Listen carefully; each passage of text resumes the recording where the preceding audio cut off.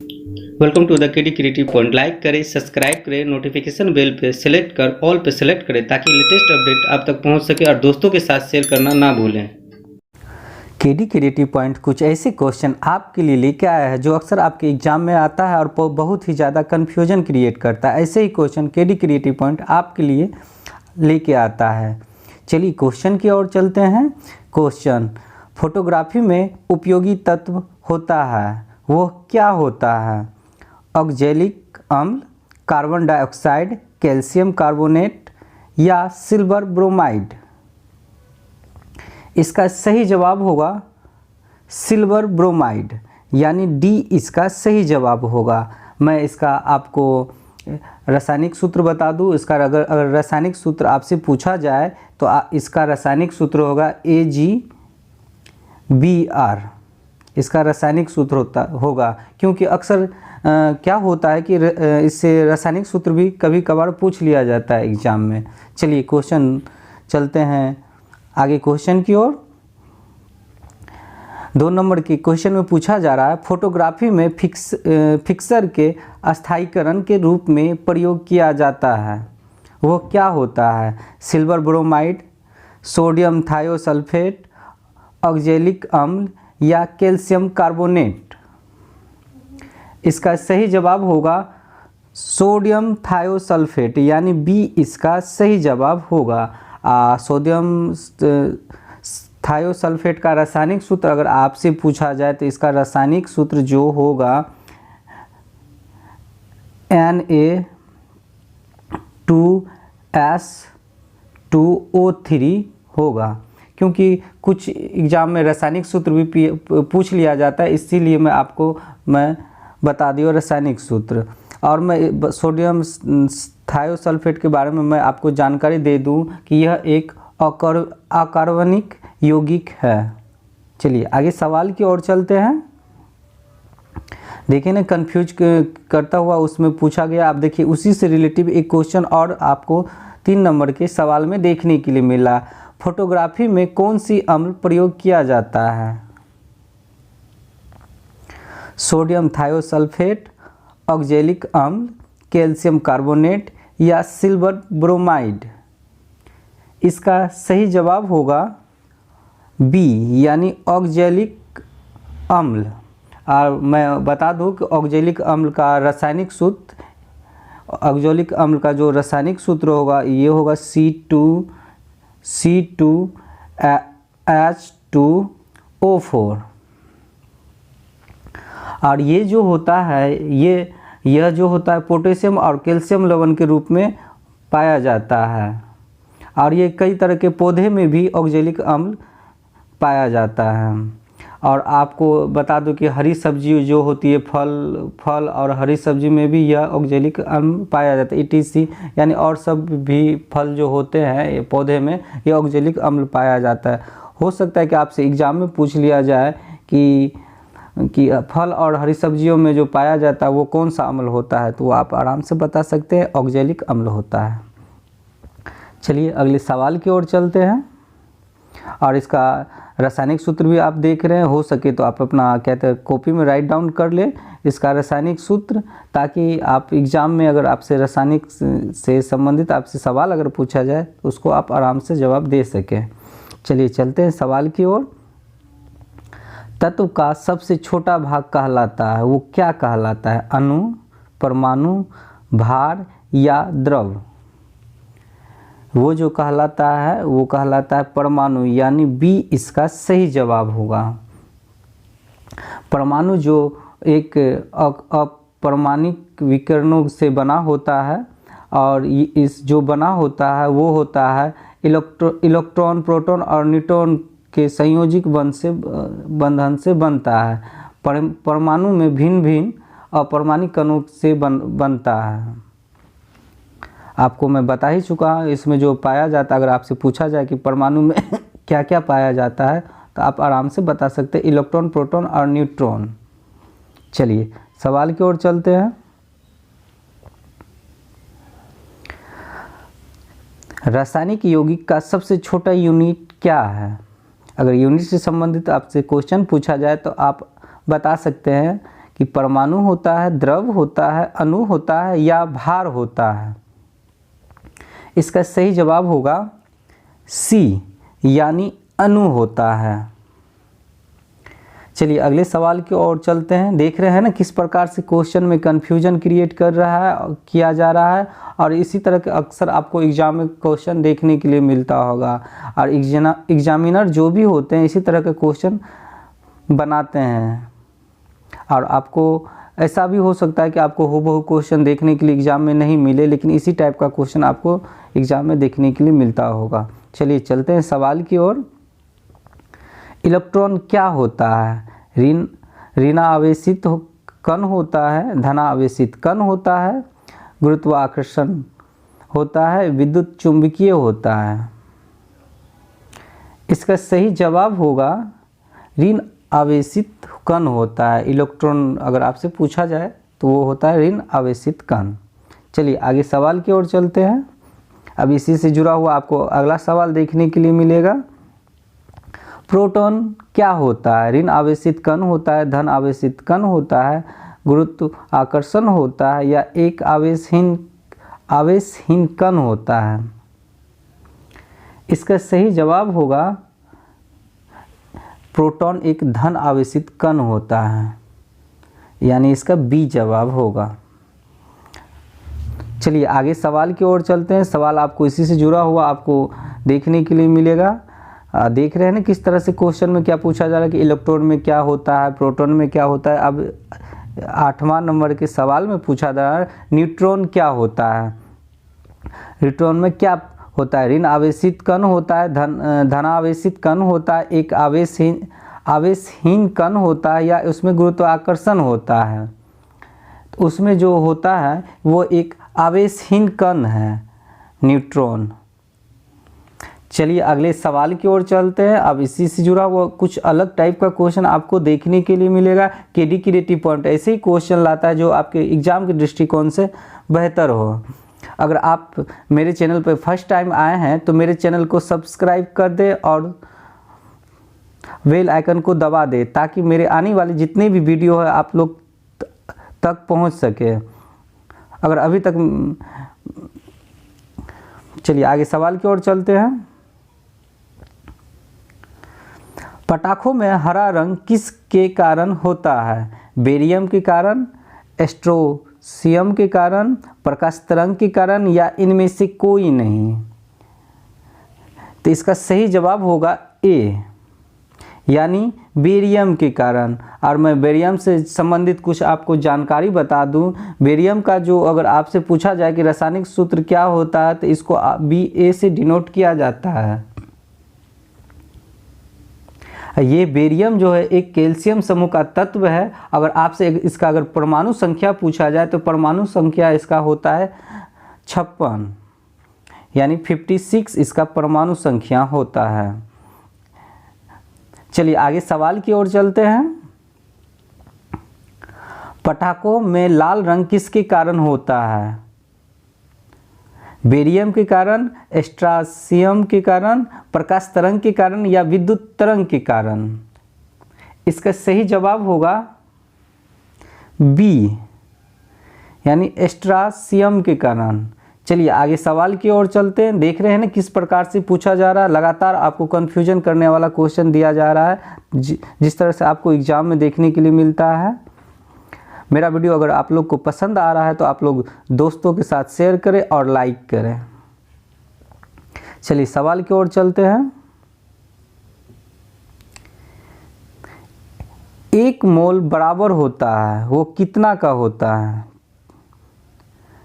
6.023 multiply 10 पे power 23, 6.024 multiply 10 पे power 23, 6.021 multiply 10 पे पावर 22, 6.020 मल्टीप्लाई 10 पे पावर 22।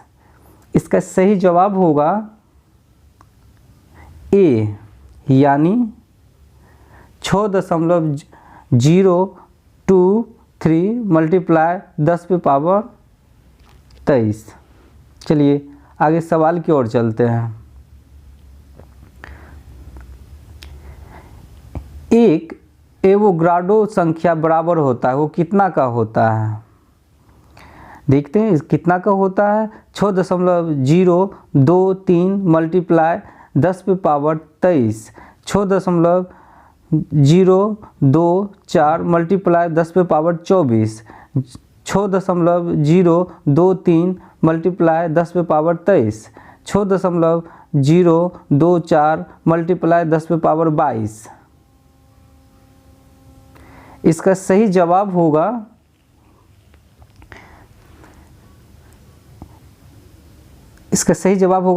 ए। चलिए आगे सवाल की ओर चलते हैं। अनुप्रस्थ तरंग का उदाहरण क्या होता है?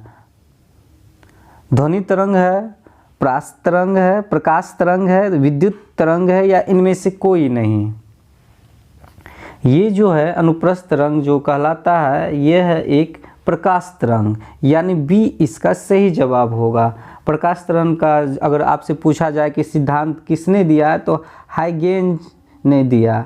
हाइगेंस ने कब दिया तो प्रकाश सिद्धांत, तो ये अगर आपसे पूछ लिया जाए, ऐसा होता है अक्सर कि प्रकाश का तरंग का सिद्धांत किसने दिया, तो ये भी पूछ लिया जाता है, और किस ईस्वी में दिया ये भी पूछ लिया जाता है। ये 1678 ईस्वी में दिया गया था।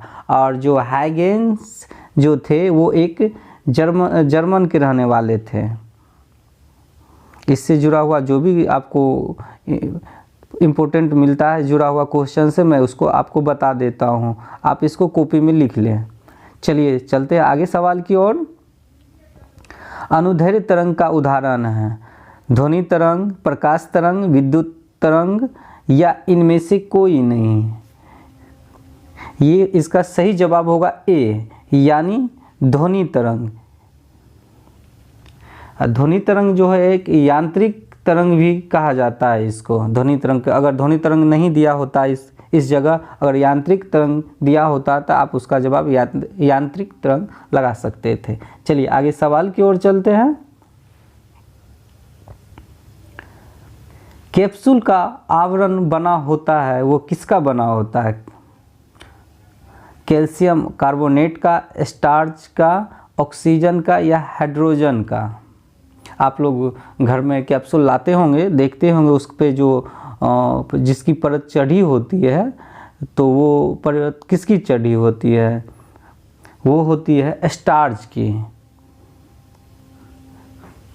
और स्टार्च जो है कि खाद्य पदार्थ में भी पाया जाता है। खाद्य पदार्थ में स्टार्च जो पाया जाता है, जैसे आप चावल, गेहूँ, मक्का, इस सभी में क्या होता है स्टार्च पाया जाता है। और कैप्सूल का जो होता है, जो हम लोग मेडिसिन लेते हैं, तो उसका जो ऊपरी आवरण होता है वो स्टार्च का बना होता है। चलिए चलते हैं सवाल की ओर आगे। अंडे का आवरण बना होता है। देखिए एक तरह से ये कन्फ्यूजन क्वेश्चन करने वाला भी है। उसमें पूछा जा रहा था कैप्सूल का आवरण किसका बना होता है, और इसमें पूछा जा रहा है अंडे का आवरण बना होता है किस चीज़ का। चलिए देखते हैं क्या होता है इसका सही जवाब। कैल्शियम कार्बोनेट, कैल्शियम कार्बोनेट,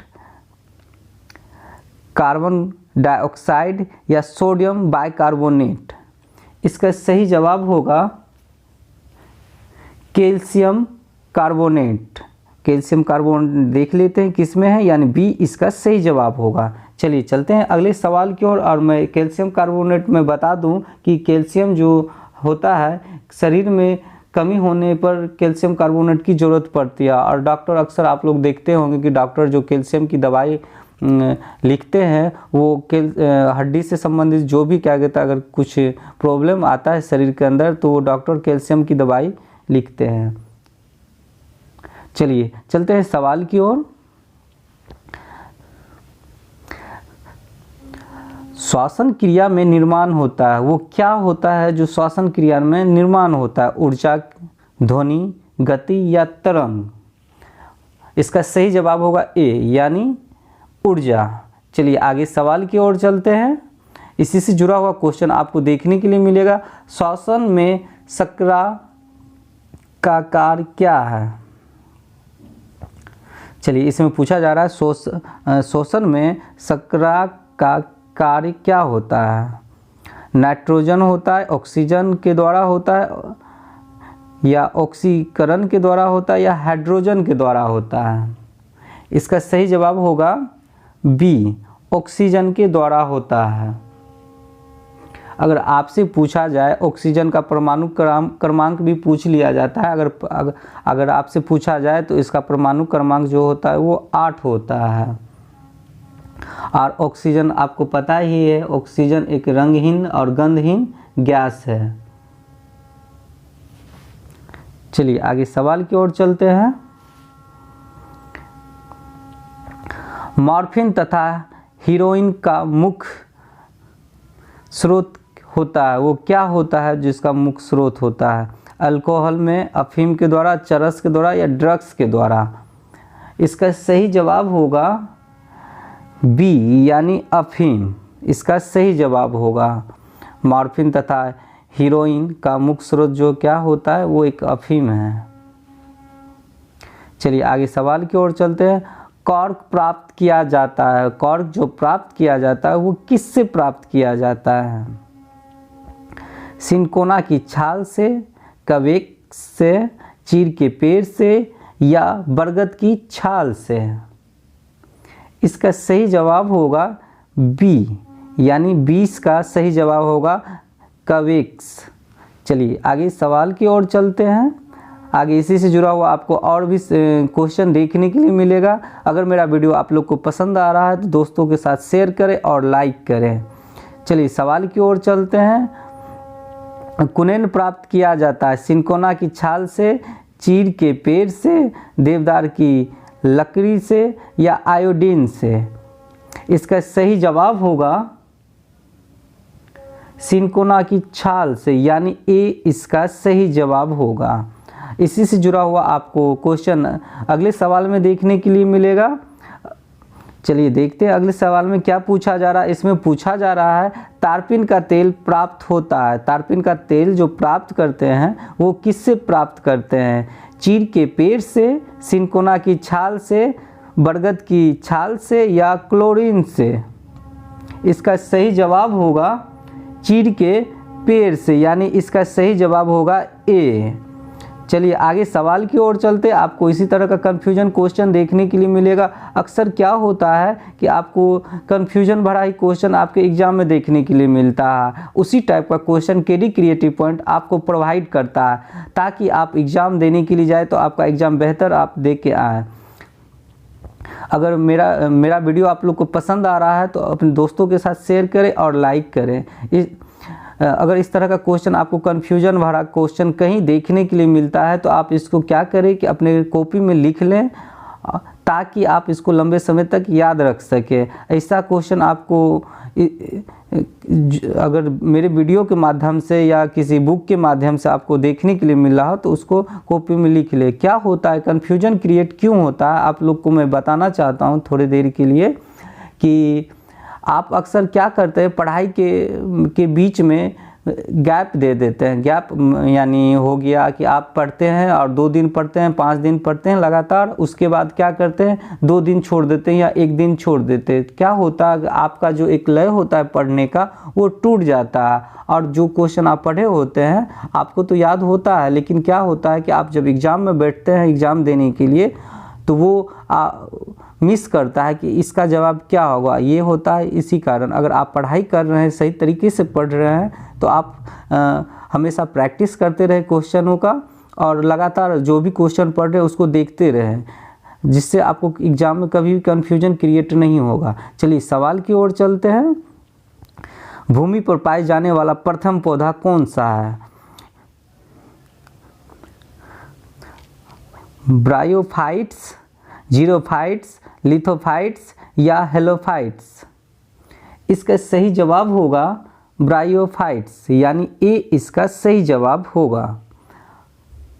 चलिए आगे सवाल की ओर चलते। देखिएगा इस तरह का आपको कन्फ्यूजन क्वेश्चन देखने के लिए मिलेगा। इसमें क्या पूछा जा रहा है, भूमि से संबंधित क्वेश्चन पूछा गया है। और अगला सवाल में देखिए आपको देखने के लिए मिलेगा कि मरुस्थल में उगने वाला पौधा क्या है या कौन सा है। चलिए देखते हैं, ब्रायोफाइट्स, जीरोफाइट्स या लिथोफाइट्स या हेलोफाइट्स? चलिए इसका सही जवाब होगा जीरोफाइट्स, यानी इसका सही जवाब होगा बी। इस तरह का क्वेश्चन आपको एग्जाम में देखने के लिए मिलता होगा कि मरुस्थल में उगने वाले पौधे या क्या कहता है पठार पे उगने वाले पौधे या पानी में उगने वाले पौधे या स्थल में उगने वाले पौधे को क्या कहा जाता है। चलिए अब देखिए, मैं आपको बता ही रहा था चट्टानों पे उगने वाला पौधा को जो है वो क्या कहलाता है, ब्रायोफाइट्स, जीरोफाइट्स, लिथोफाइट्स या हेलोफाइट्स। इसका सही जवाब होगा लिथोफाइट्स, यानी इसका सही जवाब होगा सी। चलिए आगे सवाल की ओर चलते हैं। अगला सवाल आपको देखने के लिए मिलेगा इसी से जुड़ा हुआ। आप लगातार देख रहे हैं कि आपको कन्फ्यूजन वाला क्वेश्चन देखने के लिए मिल रहा है। केडी क्रिएटिव पॉइंट ऐसे ही क्वेश्चन लाता है जो आपके एग्जाम के दृष्टिकोण से बहुत ही महत्वपूर्ण हो। चलिए आगे सवाल की ओर चलते हैं। वायुमंडल में नहीं पाई जाने वाला गैस कौन सा है, जो वायुमंडल में नहीं पाया जाता है, रेडॉन, आर्गन, नियॉन या ऑक्सीजन। इसका सही जवाब होगा रेडॉन। मैं अगर आपसे पूछा जाए कि इसका रेडॉन का परमाणु क्रमांक कितना है, तो रेडॉन का जो परमाणु क्रमांक जो होता है वो होता है 86। और मैं इससे संबंधित कुछ जानकारी बता दूं कि कैंसर के इलाज में जो है ना रेडॉन का ही प्रयोग किया जाता है। चलिए आगे सवाल की ओर चलते, इसी से संबंधित आपको क्वेश्चन आगे देखने के लिए मिलेगा। अगर मेरा वीडियो आप लोग को अच्छा लग रहा हो तो अपने दोस्तों के साथ शेयर करें और लाइक करें। वायुमंडल में सर्वाधिक मात्रा में पाए जाने वाला अकरीय गैस, ध्यानपूर्वक देखिएगा, इसमें पूछा जा रहा है अकरीय गैस कौन सा है। तो चलिए देखते हैं कौन सा है। रेडॉन है, आर्गन है या नियॉन है या ऑक्सीजन है। इसमें क्या पूछा जा रहा है आपको मैं पहले ही बता चुका है कि अकरीय गैस पूछा जा रहा है। इसका सही जवाब होगा ऑर्गन। आपको मैं बता दूंगा, ये भी पूछा वायुमंडल में तो ऑक्सीजन भी पाया जाता है, हाइड्रोजन भी पाया जाता है, ऑर्गन भी पाया जाता है, लेकिन उसकी प्रतिशत मात्रा अलग अलग होती है। चलिए अगर आपसे पूछा जाए कि वायुमंडल में ऑर्गन की मात्रा कितनी होती, तो इसका जो मात्रा जो पाया जाता है वायुमंडल में 0.93% होता है। चलिए आगे सवाल की ओर चलते हैं।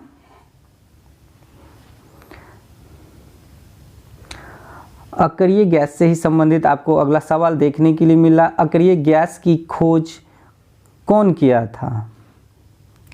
अकरीय गैस की जो खोज किया था रैमजे ने किया था, लोकेरियन ने किया था या रेले ने किया था या सर विलियम ने किया था। इसका सही जवाब होगा रैमजे, यानी ए इसका सही जवाब होगा, रैमजे ने किया था। चलिए आगे सवाल की ओर चलते हैं। शुष्क सेल का कैथोड बना होता है, वो किसका बना होता है? देखते हैं, चलते हैं। जस्ता का, टीना का, तांबा का या लोहा का। इसका सही जवाब होगा जस्ता का। इससे संबंधित मैं कुछ आपको जानकारी बता दूं कि लोहे पर जो लेप चढ़ा होता है वो जस्ता का ही लेप चढ़ा होता है लोहे पे। और कैथोड के जो बनता है वो जस्ता का ही होता है। चलिए आगे इसी से जुड़ा हुआ क्वेश्चन आपको बता दूं। शुष्क सेल का एनोड बना होता है, उसमें क्या पूछा गया था 29 नंबर के सवालों में, आपको मैं बता दूं शुष्क सेल का कैथोड किसका बना होता है। इसमें क्या पूछा जा रहा है, एनोड किसका बना होता है? कार्बन का, कॉपर का, एल्युमिनियम का या तांबा का। इसका सही जवाब होगा कार्बन का, यानी ए इसका सही जवाब होगा। और मैं बता दूं कि अगर कार्बन का पूछा जाए कि इसको डिनोट किससे किया जाता है, तो कार्बन को जो डिनोट किया जाता है वो C से डिनोट किया जाता है। और सबसे ज़्यादा अगर पूछा जाए कि कार्बन किस में पाया जाता है, तो कार्बन जो सबसे ज़्यादा पाया जाता है वो हीरा में पाया जाता है। उसके बाद ग्रेफाइट में भी पाया जाता है। बहुत तरह के इस तरह के जो उपकरण होते हैं उसमें कार्बन पाया जाता है। और कार्बन उसमें भी पाया, शुष्क सेल, हाँ सेल में भी, एनोड में भी पाया जाता है। चलिए आगे सवाल की ओर चलते हैं। हर बार की तरह मैं इम्पोर्टेंट फैक्ट आपके लिए लाता हूँ। इम्पोर्टेंट फैक्ट से जुड़ा हुआ क्वेश्चन जो आपके एग्ज़ाम के दृष्टिकोण से बहुत ही महत्वपूर्ण होता है, वैसे इम्पोर्टेंट फैक्ट मैं आपके लिए लेके आता हूँ। वैसे ही इम्पोर्टेंट फैक्ट आपको केडी क्रिएटिव पॉइंट प्रोवाइड करता है। मेरे जितने भी वीडियो प्ले लिस्ट में है उसको सारा देख ले, आपको इसी तरह का क्वेश्चन आपको देखने के लिए मिलेगा। क्वेश्चन जितना भी मेरा आर्ट्स पेपर हुआ, साइंस पेपर हुआ, सारा कन्फ्यूजन भरा क्वेश्चन है। जिस तरह से आप एग्जाम में कन्फ्यूज करते हैं उसी टाइप का क्वेश्चन केडी क्रिएटिव पॉइंट आपको प्रोवाइड करता है। आगे जो भी एग्ज़ाम होने वाली है उसके एग्ज़ाम के दृष्टिकोण से वैसे ही क्वेश्चन आपको केडी क्रिएटिव पॉइंट प्रोवाइड कर रहा है। चलिए चलते हैं इम्पोर्टेंट फैक्ट की ओर। इसमें इम्पोर्टेंट फैक्ट में समान मिश्र धातुएं एवं उनके उपयोग, पीतल जिसे हम ब्रास भी कहते हैं का उपयोग किस में किया जाता है, तो उसका जो प्रयोग किया जाता है वो बर्तन बनाने में किया जाता है। और आपसे पूछा जाए कि कांसा का उपयोग किस में किया जाता है, तो कांसा का तो आप पहले सुने भी होंगे, कांसा का सिक्का और घंटी एवं बर्तन बनाने में कांसा का प्रयोग किया जाता है।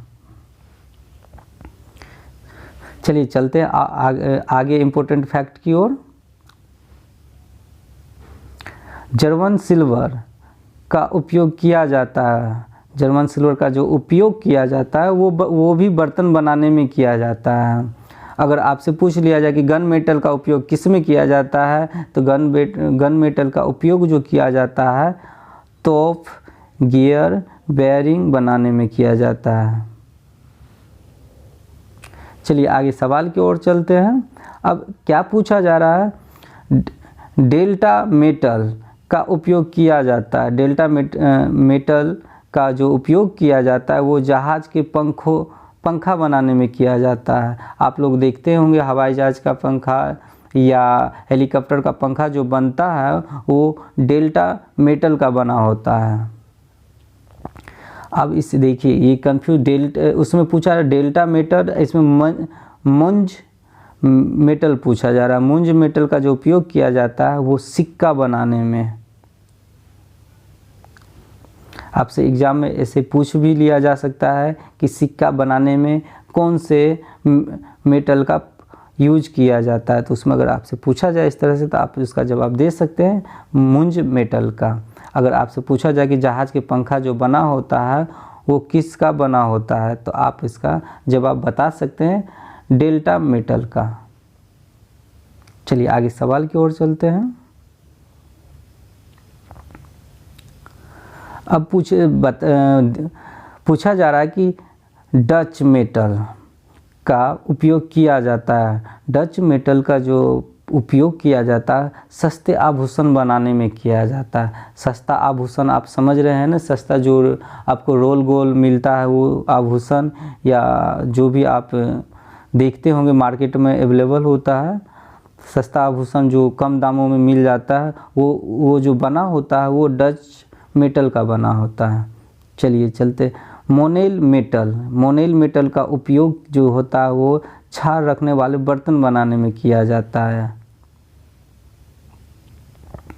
अब टांका यानी सोल्डर का उपयोग जो किया जाता है वो किया जाता है इलेक्ट्रॉनिक सर्किट के जोड़ों में टांका लगाने के लिए। चलिए चलते हैं आगे सवाल की ओर। रोज मेटल का उपयोग किया जाता। अब मेटल से संबंधित ये सारा क्वेश्चन आपको देखने के लिए मिल रहा। इसको क्या करें, आप अपनी कॉपी में इसको लिख ले ताकि इसको आप अच्छी तरह से याद कर सके। अगर मेटल से संबंधित आपको कोई भी क्वेश्चन एग्जाम में देखने के लिए मिले तो आप उसका जवाब अच्छी तरह से दे सके। रोज मेटल का उपयोग जो किया जाता है वो स्वचालित फ्यूज बनाने में है।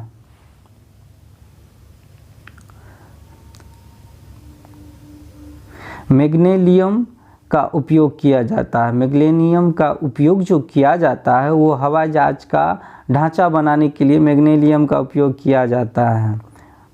ड्यूरेलुमिन का जो उपयोग होता है बर्तन बनाने में, रसोई का सामान। आप लोग देखते हैं कि रसोई घर में बहुत सारे बर्तन ऐसे पाए जाते हैं, तो आप लोग सोचते हैं कि ये किसका बना होता है, लेकिन मैं आपको बता दूं कि वो ड्यूरेलुमिन का बना होता है। बर्तन बनाने में, रसोई का सामान बनाने में प्रयोग होता है। चलिए चलते हैं आगे सवाल की ओर। चलिए सवाल अब ख़त्म हुआ। अगर मेरा वीडियो आप लोग को पसंद आया हो तो अपने दोस्तों के साथ शेयर करें और लाइक करें। वीडियो को देखने के लिए धन्यवाद।